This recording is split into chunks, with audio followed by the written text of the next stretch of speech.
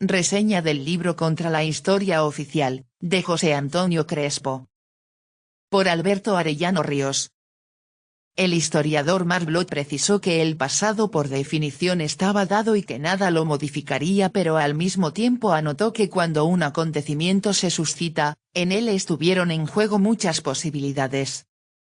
Este segundo escenario abre en la disciplina histórica que su estudio, análisis y comprensión sean un redondel de lucha política en el sentido amplio del término. Contrariamente, y en una acepción muy limitada de esta expresión, el pasado es de uso político para legitimar regímenes.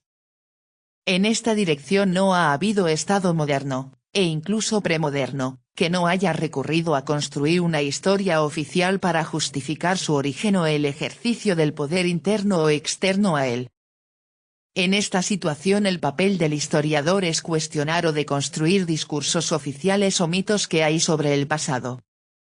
Esta problemática de fondo se encuentra implícita en el libro de José Antonio Crespo, que ahora se reseña. Aparecido al público en el año 2009, hasta mayo de este año, el libro de José Antonio Crespo ya iba en la tercera reimpresión que, sumada a la edición inicial, daban cuenta de que la obra había sido recibida con éxito. Las razones son múltiples, y algunas de ellas se dirán de manera abierta o velada cuando se trace o den las impresiones del texto. Antes convendría señalar que, en el marco de los festejos del bicentenario de la independencia y el centenario de la Revolución Mexicana, y más allá de la algarabía, luces y fiesta, la obra sintetiza, explica, hace comprensivos y justiprecia muchos acontecimientos de la historia y de la edificación del Estado mexicano. En esta obra José Antonio Crespo hace un uso regio de fuentes. Se nota al académico, lector y conocedor de los temas históricos. En consecuencia, la obra evidencia un manejo sistemático de las obras de actores y fuentes de la época, así como de diferentes trabajos de una historiografía mexicana que al día de hoy está consolidada. En esta acepción bien cabe señalar lo que el reconocido y respetado historiador mexicano Enrique Flores Cano ha dicho en más de una ocasión. Palabras más palabras menos, ha señalado que, si de algo hay que estar orgullosos en lo que dejan las conmemoraciones del bicentenario de la independencia y el centenario de la revolución, es la amplia, rica y sólida producción de la historiografía mexicana. No obstante, y a decir del historiador, tal avance ha sido de claroscuros porque los especialistas no han alcanzado el estatus de una masa crítica profesional que cuestione los problemas que aquejan al país. Pese a esta problemática que enfrenta el campo historiográfico se deriva otra. Esta consiste en cómo bajar, si se permite la expresión, los resultados de las investigaciones y hacer comprensibles las coincidencias o divergencias que hay en el estudio de la historia a un público más amplio que el de los especialistas o estudiantes de las ciencias sociales. En consonancia con lo anterior, el título y el hilo conductor desarrollado a lo largo de la obra, además de asegurar una intención, buscan hacer entendible la historia política, y por lo tanto la difícil construcción del Estado mexicano. Cuando uno se adentra en el libro, la obra es clarificadora de los acontecimientos al situarlos en su justa dimensión. El autor los ubica en un agraciado equilibrio narrativo y con clara exposición lógica. El libro cuestiona la historia de los grandes hombres y la historia de bronce por una más compleja y clara a la vez. En ella la humanidad de los sujetos históricos se hace presente. TV escribe, solo eran seres humanos, con intereses, deseos, conveniencias, y que se movieron según las circunstancias.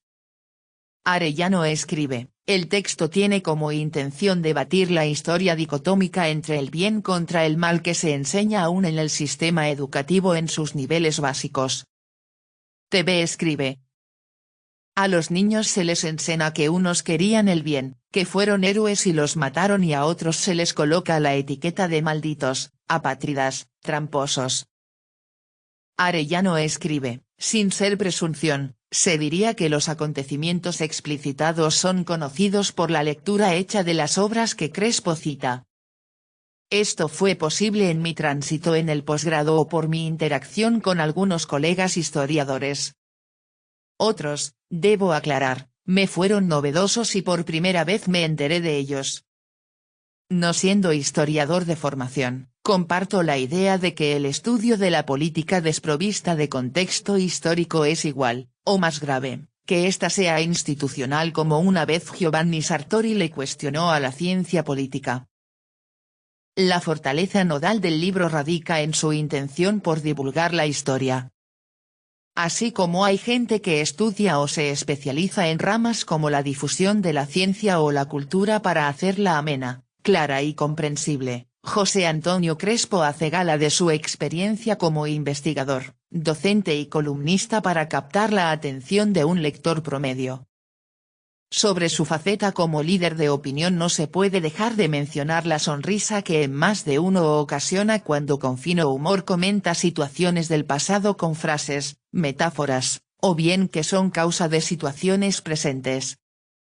TV escribe.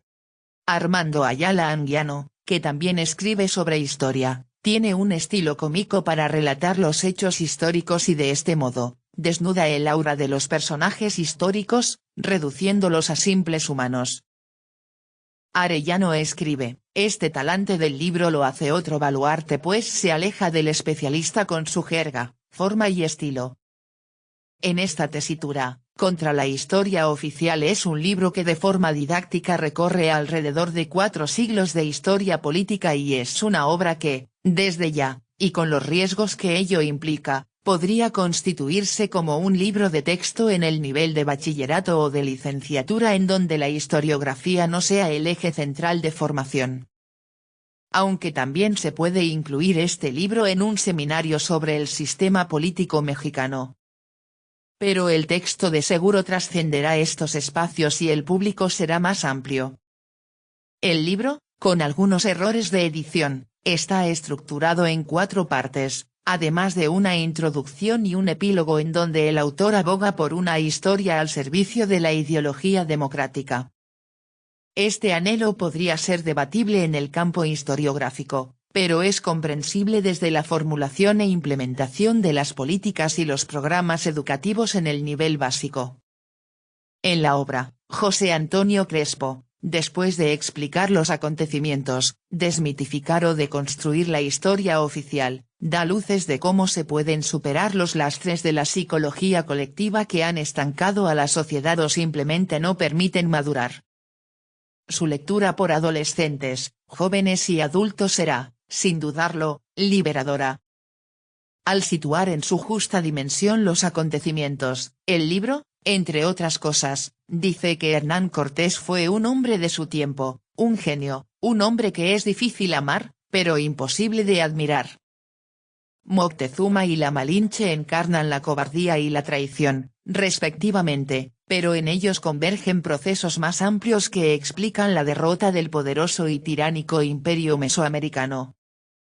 El orden social del virreinato sigue intacto y que la conquista la hicieron los indígenas y la independencia los españoles. Santa Anna es la expresión de un México surrealista, un espejo de las contradicciones y patologías que el país padeció en su conjunto, o sigue padeciendo. Que el imperio de Maximiliano no fue tan conservador como se cree, y que de hecho intentó hacerles justicia social a los campesinos e indígenas mexicanos, cuando en la mente de nuestro presidente Benito Juárez estos eran un lastre. TV escribe, se nos presenta a Benito Juárez como a un dechado de virtudes, pero al ser político, todo eso se derrumba. No todo lo que hizo Juárez es digno de admiración, pero eso no se va a presentar a los niños, para que no se hagan idea turbia del benemérito. Arellano escribe, que el vínculo de Juárez con la legalidad es más discurso. Juárez fue ante todo un político y como tal, un digno precursor de la clase política posrevolucionaria que ha justificado el relego de la ley cuando la gravedad de las circunstancias así lo aconseja. La muerte se cruzó en su camino, sino uno de nuestros máximos héroes bien pudo pasar a villano favorito de la historia oficial, hubiera sido un dictador más. fue Porfirio Díaz quien lo revivió y lo colocó en el pedestal en el que ahora está. Paradojas y contradicciones de la historia, esta como las anteriores, y ahora es Porfirio Díaz el villano histórico y no tiene el lugar que merece. Por cierto, ante el cercano centenario de su muerte, ¿existen las condiciones mínimas para traer sus restos a nuestro país? Que Madero fue un revolucionario que no quería una revolución, que Estados Unidos es el fulcro de la balanza en nuestra historia. Guste o no, pero como dice José Antonio Crespo, generalmente no nos gusta.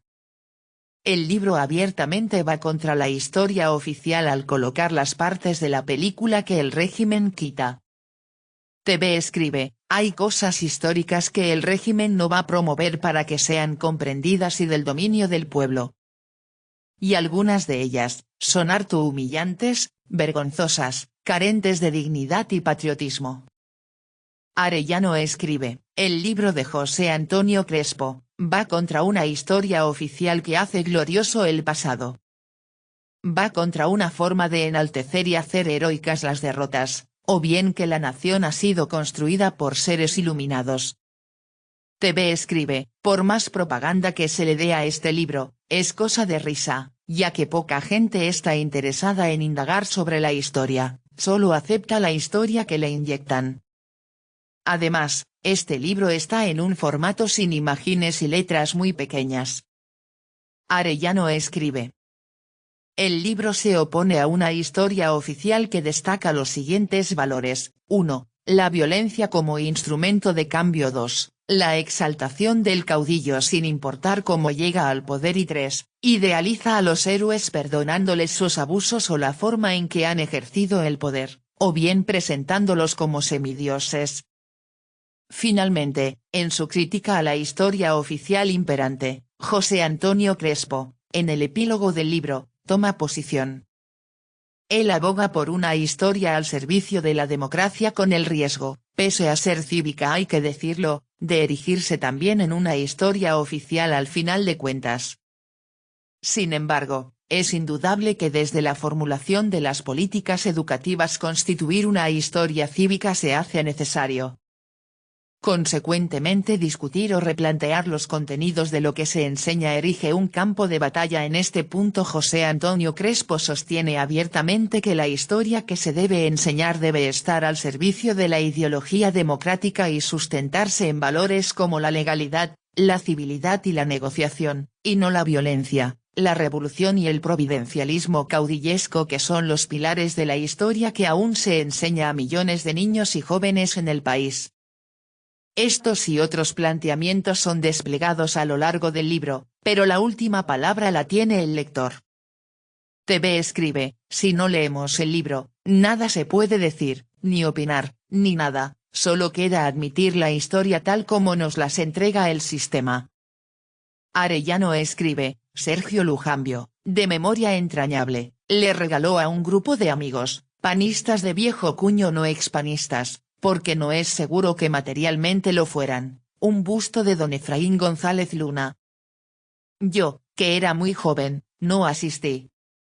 Pero como mis dos padres fueron, uno de esos bustos fue a dar a mi recámara de estudiante y, después, a mi oficina de pasante de abogado. Desde ahí ha mirado, inquisitivo y exigente, toda mi trayectoria profesional.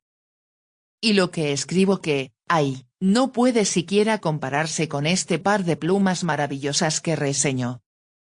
Desde sus dos casas, en las calles del Bosque y del Árbol, en Guadalajara y en México, estos corresponsales no dejaron de ver el bosque por hacerse cargo del árbol, ni viceversa. El género epistolar aparece en este corpus como algo apasionante y redivivo, hoy, merced al Facebook y al Twitter, que sin embargo no dejan huella impresa. Acercarse a los archivos, por la contra, permite no repetir ad nauseam las interpretaciones canónicas, leer a los historiables, no solo a los historiadores. Esta historia epistolar, como la de Acción Nacional, es parte, tal cual dice Javier García Diego, de la historia de la Revolución. De la otra historia de la Revolución. En el año del centenario, Las cartas de Gómez Morín y González Luna se leen perfectamente tras la sucesión presidencial, la tormenta y entre las patas de los caballos. De alguna manera, la cuenta que se da de una amistad sin sombras, el título es espléndido, como que procede de don Manuel Gómez Morín, y, como dice el presidente Calderón en su presentación, esta luminosa amistad se puso sin hesitaciones al servicio de la patria, destierra a su vez muchas sombras que son hijas del lugar común. No se encuentra en este diálogo de 30 años sombra alguna de esa bifurcación tajante, tantas veces repetida, entre los católicos de González Luna y los liberales de Gómez Morín en la fundación y cimentación de Acción Nacional. Hay, sí, como en todo lo humano, matices y acentos en la pluma de uno y otro. Pero la impresión que queda al final del apasionante viaje que comienza con la inquietud de formar una editorial es que se debe a ambos corresponsales, en dosis semejantes, algo que no se ha sabido aquilatar lo suficiente, porque no se ve lo suficiente a la antigua España, a los años previos a 1939 y al sur de nuestra América, la construcción de una derecha, acéptese el término a beneficio de inventario, civilizada y civilizatoria, democrática y democratizadora. Aquí están las viejas voces reencendidas de las que habló don Efraín González Luna y que rescató años después Raúl González Smal. Por la fecha de nacimiento de ambos prohombres, esta es la generación del 98, la inmediata posterior a la del Ateneo, que a diferencia de la española se sabe capaz, aún, de detener la tragedia nacional. En estas épocas en que los intelectuales tienen que dictar una y otra vez la misma conferencia, ciclando y reciclando su mismo repertorio, o escriben 1000 veces el mismo artículo para que se publique en muchas revistas arbitradas, es grato ver que hubo quien escribió con tanta fruición para ser leído por el amigo al que se admiraba y quería, y no simplemente para acumular puntos en el SNI. Una amistad así hace pensar en los amigos epistolares que no se tienen por culpa de la posmodernidad, no cuentan, desde luego, los contactos de Twitter. Algunas originalidades que se hallan en los tomos, no solo la reivindicación de la democracia, la efectiva, la del sufragio, cuando nadie o casi nadie quería creer en ella, sino la acuñación temprana, 1950, del término virreyes para referirse a los gobernadores de los estados. Un término que cada vez se usa más entre los opinólogos actuales. O el de la pareja presidencial para hablar de los Perón. Ahí está en las cartas. Las primeras luces para una amistad sin sombras se hallan en 1934. Todo comienza con la idea de fundar una sociedad editorial y libresca, justo cuando el maestro Gómez Morín está participando en la fundación del Fondo de Cultura Económica, a invitación de don Daniel Cosío Villegas. Pero no fue sino hasta 1939, el año de la fundación de Acción Nacional, cuando este par de amigos ya entrañables se conocieron, es decir, se vieron. Y no solo eso. A don Manuel le bastó la convivencia de unos cuantos días para proponer a don Efraín como candidato a la presidencia de la República, en aquel arrebato ya célebre de la Asamblea Constitutiva, que terminó por apoyar condicionadamente a Almazán. Las cartas permiten acercarse, también, a la difícil relación con la Unión Nacional Sinarquista, que González Luna veía, lejos de estructurante de la nación, como una organización divisionista. Y también al Gómez Morín campeón de la autonomía universitaria, que apareció como promotor de instituciones libres como la Escuela Bancaria y Comercial, el Tecnológico de Monterrey y la Escuela Libre de Ciencias Políticas y Sociales, concebida sobre el modelo de la parisina Universidad Popular, o de la Institución Libre de Enseñanza de Giner de los Ríos, a la que sin duda conoció por lo menos en nombre a través de su padrino peninsular, don Benito Martínez.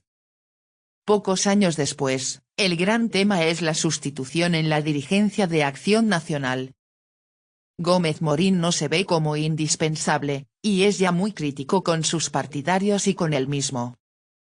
Inúce estamos ante el Gómez Morín que, en sus años finales se carteó con un dejo de desesperanza con Luis H. Álvarez, pero apenas era 1944. se pueden contemplar también los dos fuegos a los que se halla el novel partido, por lo menos en la prensa, las versiones angloamericanas en torno de una supuesta y absurda vinculación con los nazis, y lo que muchos años después Salazar Mayén llamó la conspiración de silencio en los medios nacionales. A Gómez Morín parece afectarle mucho, González Luna, más místico, advierte el largo trecho que resta para la victoria en el terreno de las ideas. Y si se está ante la historia de la revolución, también se está ante cartas importantes para comprender a las derechas latinoamericanas en el contexto de la Segunda Guerra Mundial. Los corresponsales son contrarios a la participación de México en el conflicto, a la reanudación de las relaciones con la Unión Soviética y al combate a las dictaduras argentina y española. Rafael Caldera, por entonces, y muy influido por ambos, fundó el Partido de Acción Nacional Venezolana, de efímera existencia, y deja sentadas las bases para la creación del Comité de Organización Política Electoral Independiente, COPEI. El latinoamericanismo comienza a imponerse, con muchas reminiscencias al Ariel de Rodó, y como una forma de oposición al izquierdismo de Roosevelt.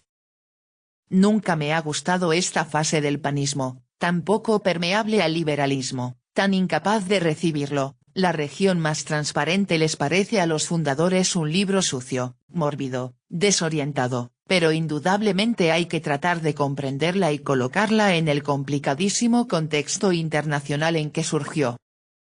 Con todo y su incomprensión hacia la República Española, tan fecunda en su transterraje mexicano, algo muy bueno se obtuvo del hispanoamericanismo de ambos personajes. La editorial Hus rescata textos valiosísimos de la cultura occidental del primer 900, y publica en español a Maritain, Chesterton, Peggy y Claudel, en la sublime traducción de Don Efraín.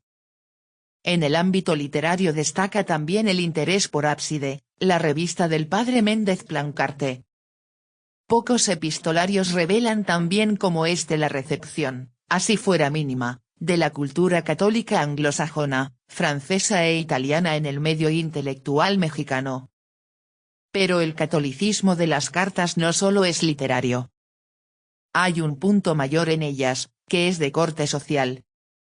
Quienes las escriben son hijos de Rerum Novarum. La salvación no vendrá en exclusiva a través de las letras, ni podemos resignarnos a ser esas orugas doctas. La expresión es de González Luna, que miran con desprecio desde la altura de la hoja a los gusanos que se arrastran por el suelo. La regeneración ha de ser comunitaria o no ha de ser.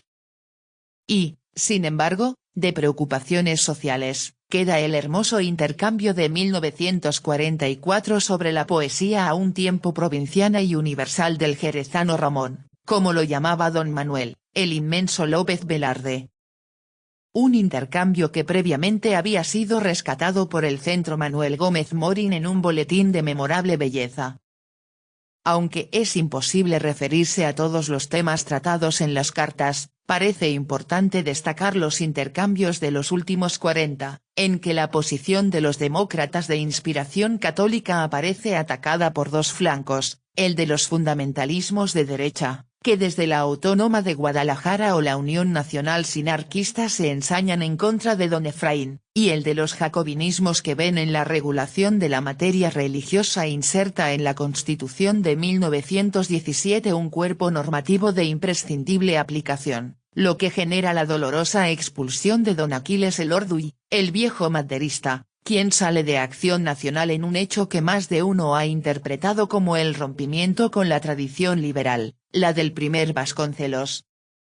Los primeros años de la correspondencia dan cuenta, también, de cómo los dos fundadores se echaron a los hombros la labor de consolidar Acción Nacional, frecuentemente solos desde sus trincheras en el Consejo Nacional y en el Comité Regional de Jalisco, en las que buenas intenciones aparte, poca era la colaboración que hallaban. Son épocas que ya no consigue siquiera imaginar. El régimen coloca incluso a amigos y hermanos en posiciones clave para contradecir y minar la obra de Gómez Morín y González Luna. En el Grullo, el hermano de don Rafael Preciado Hernández, Porfirio, consiguió según las cartas, que el destacado jusfilósofo se abstenga de competir contra el PRI en el distrito jalisciense vecino de Autlán. Hacia 1949 el desaliento estaba más que justificado. Estos hombres de la Gran Guerra, critican a los colaboracionistas con el régimen, se lamentan de la cobarde actitud generalizada entre los mexicanos de tiempos de Alemán, contemplan un paisaje desolado. Tienen problemas que aún existían en mi infancia, incluso para conseguir candidatos a puestos de elección popular. Y vino luego la campaña de 1952. Pocos procesos han visto enfrentados a candidatos de tanta importancia: Enríquez Guzmán, Ruiz Cortines, Lombardo Toledano. Por el PAN don Efraín, que rejuveneció, se personalizaba en el sentido de Mounier, al contacto con la gente. ¡Qué descripciones, qué tersura la de sus cartas al amigo desde la trinchera! Es, ante todo, y más allá de los éxitos electorales de su partido, la degradación política lo que les preocupa. Una degradación que se encarna en la prensa, mercante y autocensora, en el sindicalismo charro de trabajadores y empresarios, en el fraude electoral, pero, sobre todo, en la falta de ciudadanía, en la sujeción vasálica de los habitantes de la República, que es en realidad una res privata. Destaca el intercambio que, en 1950, se refiere a la invitación que recibe el maestro Gómez Morín para regresar a sus cursos de Derecho Público en la UNAM, cuyos apuntes han sido rescatados por Alejandra Gómez Morín y Angélica Oliver recientemente, para ser publicados por la Suprema Corte de Justicia de la Nación. Don Efraín le aconsejó que aceptara la invitación, que volviera a sus lares, que el contacto con la juventud le haría bien a él y a Acción Nacional. Don Manuel vaciló y terminó por rechazar la invitación. En general, la correspondencia manifiesta la gran tensión de los primeros años del partido que fundaron, participación en procesos electorales que se saben viciados de origen, o radicalización del movimiento y acceso a cierto tipo de clandestinidad. Vacilaciones aparte, la respuesta de los señores se dio por el lado de la institucionalidad.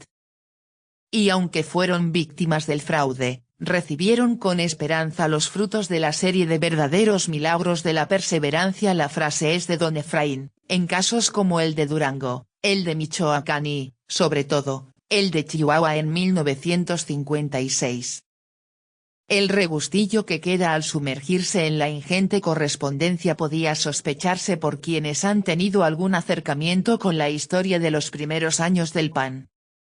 Da la impresión de que los corresponsales tienen claro que en política la victoria individual se halla vedada para quien entiende que moralmente no cabe más que beneficiar a la polis. Están muy lejos del empirismo audaz y necio de Nuevo González Luna, y de la sagacidad a la realpolitik que hace triunfar a los egoístas de siempre. Incluso cuando don Efraín enfrentó el penoso asunto de las calumnias de Sainz, en el que el aparato judicial fue utilizado con vergonzosas finalidades políticas, esta especie de resignación se encuentra presente. Se deriva, qué duda cabe, del sentido trascendente que le imprimen a sus vidas, y en concreto a sus vidas políticas. Los tomos contienen un epistolario entre dos soledades, como las de Góngora o las de Machado. Poco a poco se fueron dando cuenta los dos fundadores de que estaban solos. Sus amigos los traicionaron, los grandes y rebeldes pensadores de los años previos se adhirieron al PRI y dejaron, con ello, de ser jóvenes. La calumnia llegó por todos lados, la prensa no quiso ser libre ni independiente. El vasconcelista López Mateos era candidato presidencial del partido oficial. Solos, o casi solos. Tanto la editorial como el partido se iban fortaleciendo, silenciosamente, como crecen las ceibas y los abetos. Resulta peculiar apreciar cómo los ataques contra los dos pensantes fundadores de Acción Nacional provenían más de la derecha que de la izquierda. Al alborear los años 60 se presentaba la grave cuestión de la incardinación del PAN a la Internacional Demócrata Cristiana, a la que don Efraín opuso argumentos. y argumentos constitucionales, nada más. La visita de Rafael Caldera y los movimientos que causó se hallan admirablemente descritos por la pluma de González Luna, la otra gran pluma de Autlán, que no desmerece junto a la de don Antonio Alatorre. Luego, los ataques implacables de tecos, sinarcas y fundamentalistas, que no le perdonan a Gómez Morín el ser demócrata, el querer parecerse a Madero. La publicación furtiva y alevosa de textos antisemitas, ilegibles, en la editorial que había fundado el maestro. Las cartas del postrer Vasconcelos en que los epítetos hacia su discípulo Gómez Morín son dignos de una Kristallnacht. Todo conspira, desde el integrismo fascista, en contra de este par de católicos que se atrevieron a ser demócratas. Y como, por la muerte de don Efraín, la correspondencia terminó naturalmente en 1964, es posible apreciar la llegada de los nuevos tiempos.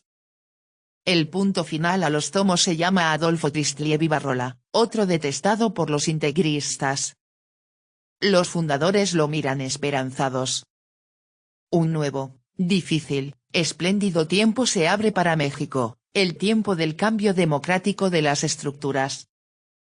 Es el gran mensaje de este libro magnífico. La brega de eternidades queda con él epistolarmente sistematizada. Y queda así merced a una amistad verdadera, erudita y profunda que, como hubieran querido Aristóteles y Cicerón, contribuyó al desvelamiento de la verdad. A lo gormaniano destierro de sombras. Un último apunte. Las notas al calce son magníficas, lo mismo que los apéndices en que se explican las biografías de los personajes referidos en las cartas.